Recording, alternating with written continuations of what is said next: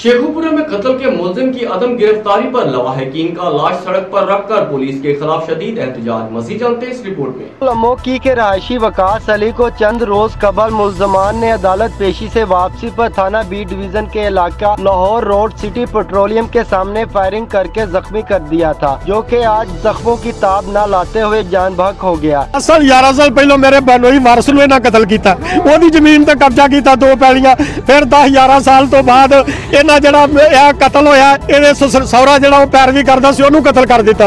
ओदा जड़ा मदई जड़ा दील बनया ओदे भाई छोटे नू फैर मारे दील बनया। दील नू नवंबर मेरा जवाई सी मेरी बेटी है जिन्हों 4 नवंबर नू कतल कर दिता गया।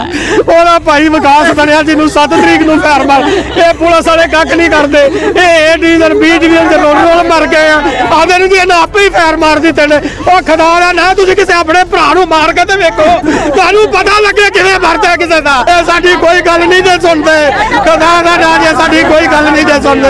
ये पैसे 30-30 लाख रुपया खा जाते जे, कख नहीं दे करते, सानू थाने तक नहीं वड़न देते। लवाहिकीन के मुताबिक बासर मुलजमान ने इससे कबल भी मकतूल के भाई अदील को अदालत पेशी से वापसी पर गुजरावाला रोड पर फायरिंग करके कत्ल कर दिया था, जबकि मकतूल के वालिद वारिस अली और सुसर नसीर को भी मुलजमान ने कत्ल किया था, मगर पुलिस की मुसलसल बेहिसी और हट दर्मी की वजह से मुलजमान गिरफ्तार न हो सके। मुजाहिरीन ने लाश सड़क पर रखकर पुलिस और मुलजमान के खिलाफ शदीद एहतजाज करते हुए चीफ जस्टिस ऑफ पाकिस्तान और IG पंजाब से बासर मुलजमान की गिरफ्तारी और सजा देने का मुतालबा कर दिया।